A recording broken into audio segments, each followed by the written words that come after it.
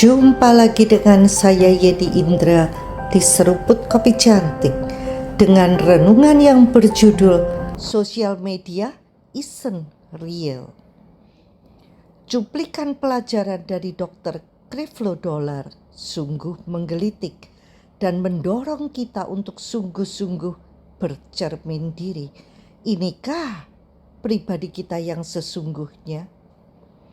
Kamu cantik, bahkan kamu tidak menyadarinya karena kamu membandingkan dirimu dengan orang yang berdandan, yang bahkan tidak terlihat seperti itu saat riasannya dihapus.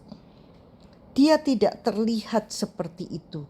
Kamu membandingkan tubuhmu dengan tubuh orang lain yang mengenakan semacam body suit.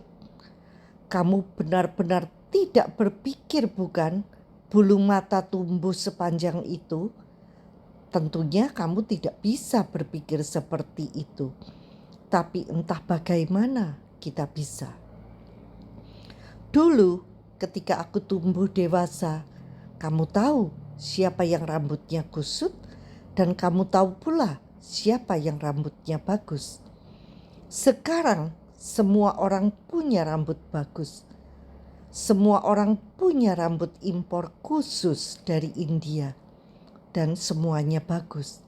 Aku tidak punya masalah dengan itu. Itu menjadi masalah jika kamu menggunakannya karena kamu berjuang mempertahankan harga dirimu sendiri. Dan kamu mengatakan, aku harus terlihat seperti itu agar aku merasa baik tentang diriku.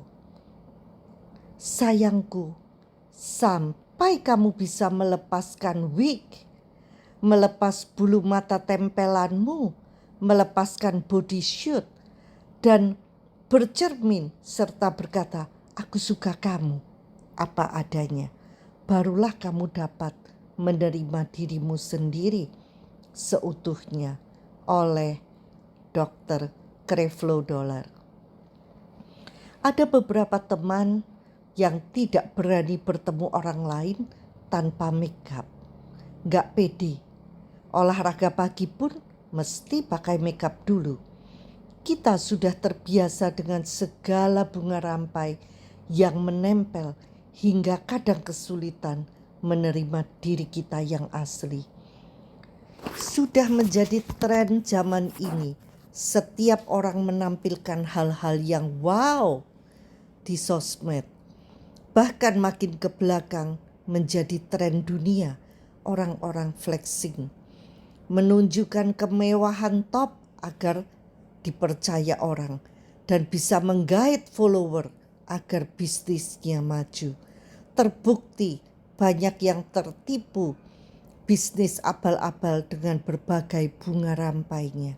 Hingga Pak W.P. Wahyu Pramudia mengingatkan agar setiap kita juga mengerjakan bagian kita agar di kehidupan nyata, hidup kita juga secantik tampilan di sosmed. Karena banyak sekali pasangan yang menampilkan kemesraan berlebihan untuk menutupi masalah yang sesungguhnya dalam pernikahan mereka, nasihat Pak WP. Atau orang yang menampilkan kesan sebagai pengusaha yang sukses, padahal kenyataannya justru kebalikannya. Ada motivator yang bercerita karena dia pasang fotonya dengan berbagai pejabat tinggi, konglomerat, pengusaha sukses, dan orang-orang terkenal, maka tarifnya naik. Intinya, kita harus dikenal orang.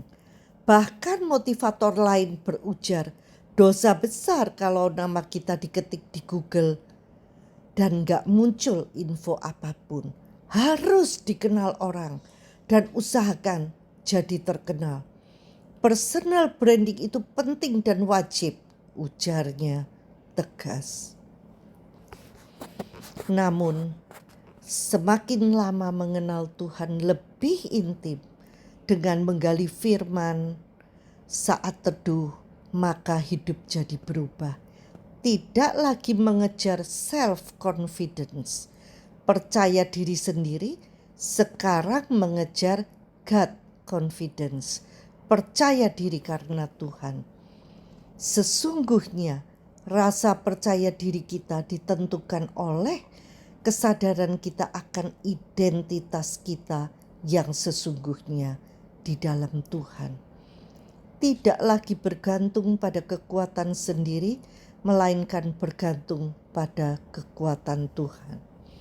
Sikap kita yang benar sebagai orang-orang yang beriman kepada Tuhan adalah, tanpa Tuhan aku tidak dapat berbuat apa-apa, tetapi bersama Tuhan aku dapat melakukan segala perkara karena Dia ada di dalamku. Kunci kesuksesan kita justru end of yourself, akhir dari diri kita sendiri. Yang Tuhan mau visinya dilakukan sesuai God's way. Membangun hubungan dengannya jauh lebih penting daripada visi serta kehendaknya. Ketika kita merealisasikan visi Tuhan dengan cara Tuhan, maka Tuhan yang akan mengatur serta menyediakan apapun yang diperlukan. It's all about Him, not me. Ini semua tentang Tuhan dan bukan tentang saya. Kita mengerjakan hal-hal yang kita bisa sesuai tuntunannya dengan sebaik-baiknya. Artinya setiap saat mesti connect dengan Tuhan agar bisa terus mengikuti arahannya, lalu menyerahkan apa yang kita tidak bisa ke dalam tangannya, membiarkan Allah bekerja membereskannya. Ini menuntut kesabaran dan kemauan untuk waiting on the Lord, menantikan Tuhan. Jika sulit menantikan Tuhan, itu adalah indikasi bahwa harapan kita tertuju pada sesuatu yang lain. Diperlukan disiplin yang tinggi, jiwa yang sejahtera untuk menantikan Tuhan di saat orang lain atau pikiran alamiah kita menyodorkan pilihan yang masuk akal atau meyakinkan.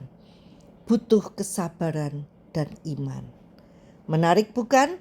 Praktek yuk. Sampai jumpa di episode berikutnya bersama Yeni Indra di Seruput Kopi Cantik. Tuhan memberkati.